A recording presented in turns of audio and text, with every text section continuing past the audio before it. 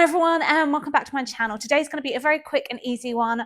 I've talked about how to style a twilly in lots of different ways before. Today I'm going to show you how to turn it into a designer headband because one, it's going to be cheaper than buying an actual designer headband, and two, you're going to get more use out of your twilly. So it's really easy to do. All you need to start with is a plain headband.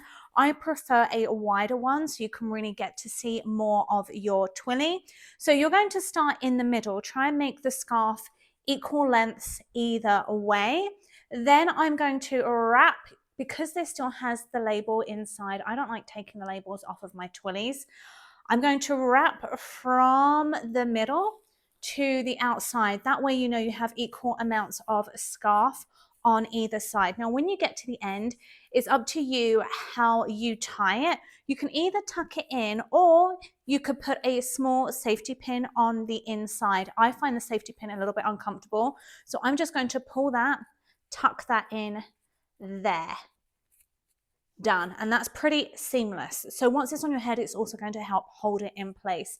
Then I'm going to do exactly the same on the other end. This isn't the best headband to do it with because it's got that kind of bump in the middle, but I don't have any without that. They all seem to have little knots in the middle. So we're going to do this exactly the same on the other side. It doesn't matter if it doesn't reach all the way down to cover the end if you're going to have your hair down, because it's going to cover that anyway.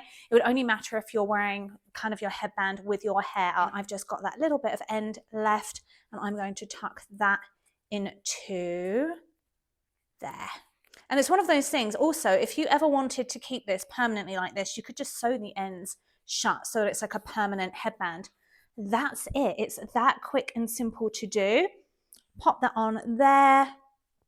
Voila, you have a designer headband.